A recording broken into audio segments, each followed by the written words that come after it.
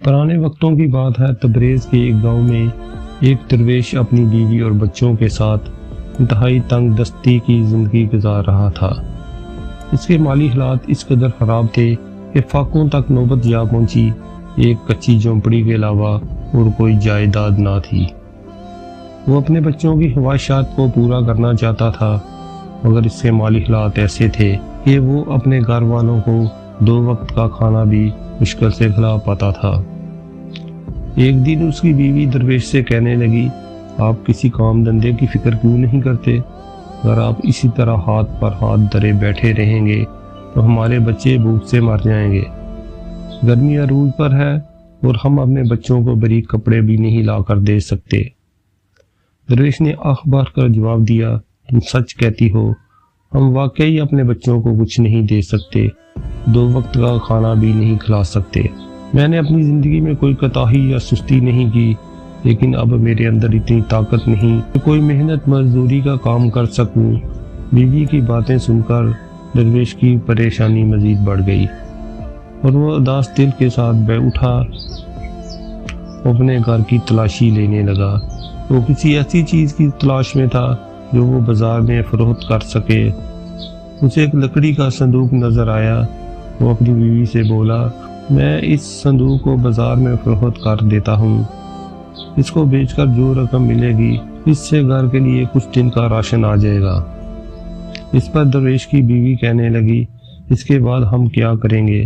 درویش نے آسمان کی طرف دیکھ کر کہا، بعد میں جو ہوگا اس کا اللہ مالک ہے، جو ہوگا دیکھا جائے گا۔ یوں وہ لکڑی کا صندوق لے کر بازار کی جانب نکل گیا۔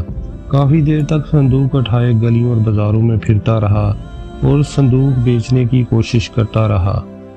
آخرکار اسے ایک خریدار مل ہی گیا۔ اس شخص نے درویش سے کہا، اس صندوق کے بدلے میں تمہیں 5 درہم دے سکتا ہوں۔ درویش نے دل ہی دل میں سوچا کہ اس صندوق کی قیمت 5 درہم سے کہیں زیادہ ہے۔ درویش نے یہ صندوق زیادہ قیمت میں خریدا تھا، لیکن وہ آدمی سمجھ چکا تھا کہ درویش صندوق مجبوری میں بیچ رہا ہے۔ اس آدمی نے لاپرواہی سے کہا، یہ میری آخری قیمت ہے، اگر آپ صندوق بیچنا چاہتے ہیں ورنہ آپ کوئی دوسرا گاہک تلاش کر لیں۔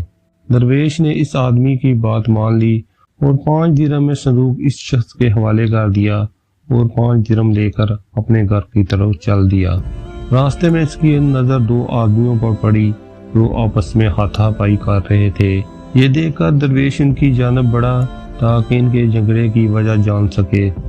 جب وہ قریب گیا تو درویش نے دیکھا کہ ایک شخص نے دوسرے شخص کو گریبان سے پکڑا ہوا ہے اور وہ اسے گھسیٹ کر زبردستی اپنے ساتھ لے جانا چاہتا تھا، جبکہ دوسرا شخص مزاحمت کر رہا تھا۔ بوڑھا درویش ان کے قریب گیا اور نرمی سے کہا، بیٹا آپ کیوں جھگڑا کر رہے ہو؟ پھر جس شخص نے گریبان پکڑا ہوا تھا اس سے پوچھا، تم اس شخص کو کہاں لے جانا چاہتے ہو؟ دوسرا شخص روتے ہوئے بولا، بابا جی یہ شخص مجھے 5 درہم کی وجہ سے قاضی کی عدالت میں لے جانا چاہتا ہے تاکہ مجھے قید کروا سکے۔ میں نے اس شخص سے 5 درہم قرض لیے تھے جنہیں میں اب تک ادا نہیں کر سکا۔ میں اس شخص سے مہلت مانگی ہے مگر یہ شخص مجھے مہلت نہیں دے رہا۔ میرے چھوٹے چھوٹے بچے ہیں، اگر یہ مجھے قاضی کی عدالت میں لے گیا اور مجھے قید ہو گئی تو میرے بچے بھوک سے مر جائیں گے۔ لیکن وہ آدمی اپنی ضد پر اڑا رہا اور کہنے لگا، مجھے ان باتوں سے کوئی فرق نہیں پڑتا، مجھے میرے 5 درہم چاہیے۔ درویش دل ہی دل میں سوچنے لگا کہ کوئی مجھ سے بھی زیادہ مجبور ہو سکتا ہے، اگر یہ آدمی قید ہو گیا تو اس کی بیوی اور بچے کہاں جائیں گے، ان کا پیٹ کون پالے گا؟ یہ سوچتے ہوئے اس نے بغیر کچھ کہے اپنی جیب سے 5 درہم نکالے اور دوسرے شخص کو دیتے ہوئے کہا، یہ لو بھائی اپنے 5 درہم اور اس شخص کو جانے دو تاکہ یہ شخص اپنے گھر کے حالات بہتر کر سکے۔ وہ آدمی حیران رہ گیا، اسے اس بات کی امید نہ تھی کہ کوئی آدمی اتنا صحیح ہو سکتا ہے کہ اس کا قرض ادا کر دے۔ جس نے قرض لینا تھا وہ 5 درہم لے کر اپنے راستے چل پڑا اور جس شخص کا قرض درویش نے ادا کیا تھا وہ درویش کے پاس بیٹھ گیا۔ اس کی آنکھوں میں آنسو تھے اور درویش سے کہنے لگا، اللہ آپ کو اس نیکی کا دگنا اجر دے گا۔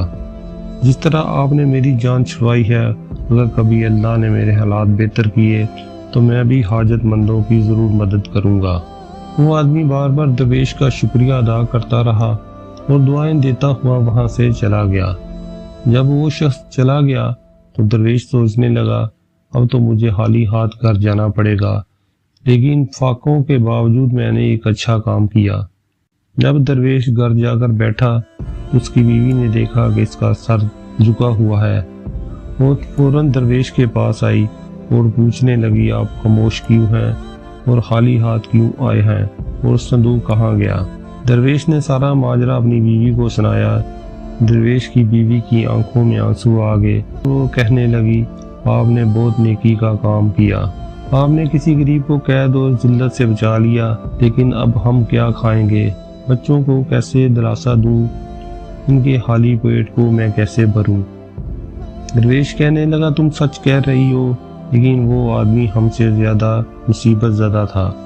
تمہارے رونے سے وہ 5 درہم واپس تو نہیں آئیں گے، اس لیے بہتر یہی ہے کہ صبر کرو، اللہ ضرور کوئی اور راستہ نکال دے گا۔ اگلے دن درویش بیٹھا سوچنے لگا کہ اب کیا کیا جائے۔ اچانک اس کے ذہن میں خیال آیا۔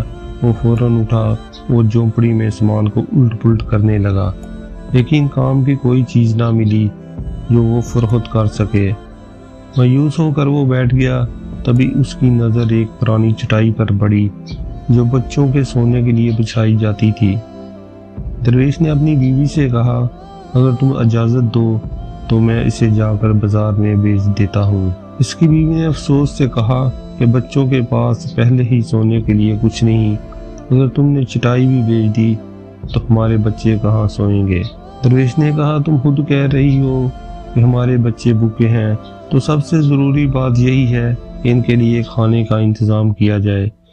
اس حال میں چٹائی ہو یا نہ ہو کوئی فرق نہیں پڑتا۔ جب درویش کی بیوی نے دیکھا کہ گھر میں اس چٹائی کو بیچنے کے علاوہ اور کوئی چارہ نہیں ہے تو وہ رونے لگی اور آنسو بہاتے ہوئے بچوں کو چٹائی سے اٹھایا اور درویش سے کہا کہ جب تم اس چٹائی کو بیچنے کا ارادہ کر چکے ہو تو چٹائی کو لے جاؤ، لیکن ایسی قیمت پر بیچنا کہ ہم کچھ دنوں کے لیے بچوں کے کھانے کا انتظام کر سکیں۔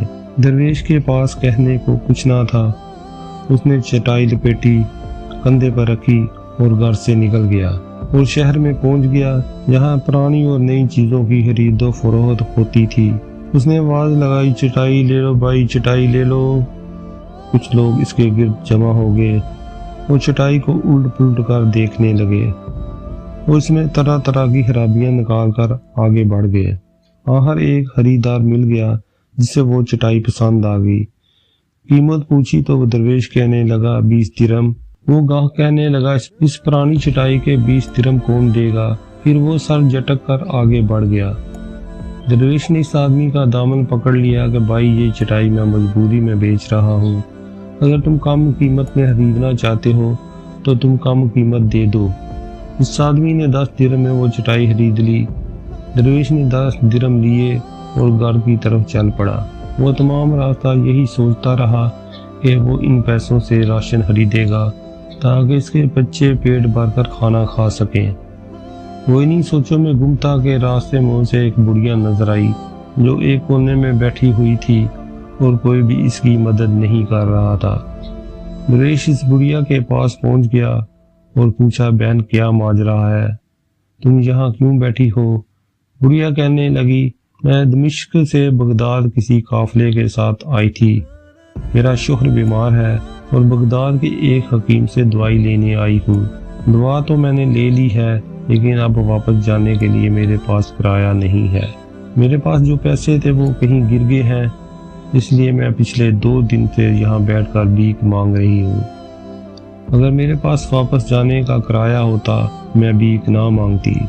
درویش نے 10 درہم نکال کر بڑھیا کو دے دیے اور کہا، بہن تم بھیک نہ مانگو، یہ 10 درہم لے لو اور دمشق جانے والے کسی قافلے میں شامل ہو جاؤ اور واپس چلی جاؤ۔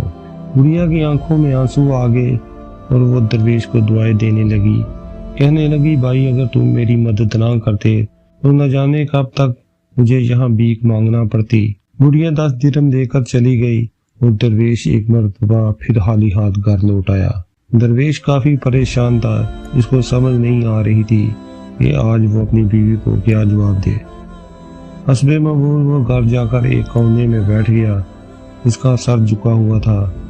اس کی بیوی نے درویش کو اس حالت میں بیٹھے دیکھا تو وہ سمجھ گئی کہ آج پھر درویش کے پاس پیسے نہیں ہیں۔ وہ غصے سے درویش کے پاس آئی، غصے سے کہنے لگی، آج پھر تم اپنے بچوں کا حق کسی اور کو دے آئے ہو، تم نے ایسا کیوں کیا؟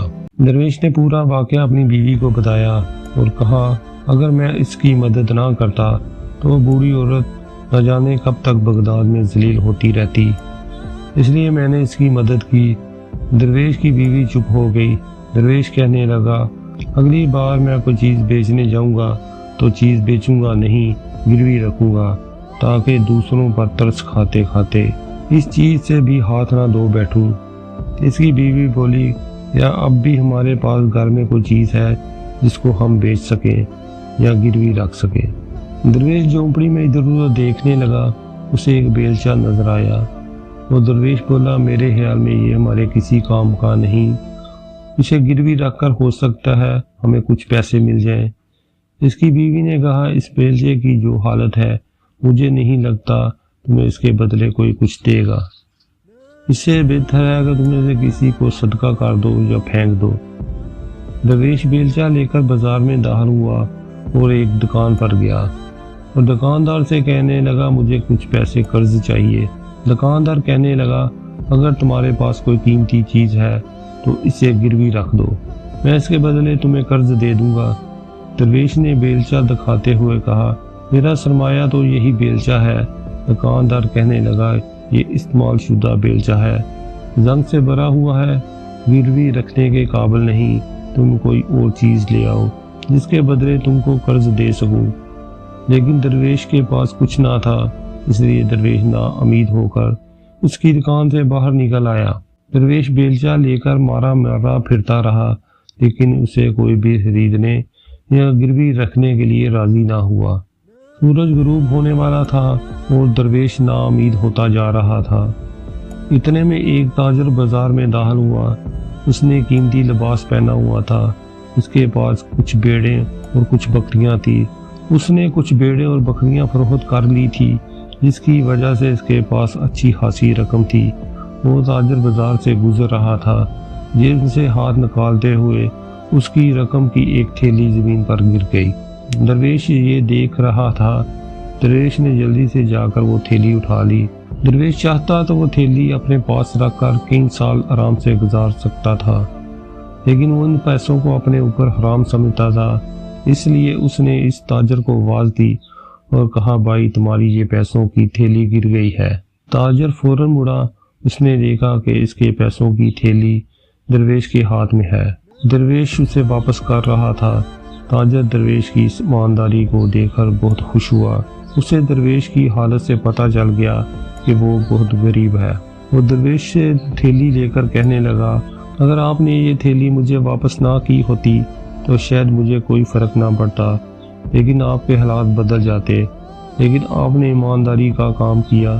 تاجر نے وہ تھیلی کھولی، آدھے پیسے اپنی جیب میں رکھے اور باقی تھیلی درویش کے حوالے کر دی اور کہا، بابا جی یہ پیسے آپ کا نام ہیں اور یہ پیسے اب آپ پر حلال ہیں۔ اور اس کے علاوہ تاجر نے ایک بھیڑ بھی درویش کے حوالے کی اور درویش سے کہا، بابا جی اسے میری طرف سے قبول فرمائیں اور جا کر اسے قربان کر دینا، اللہ آپ پر راضی ہو۔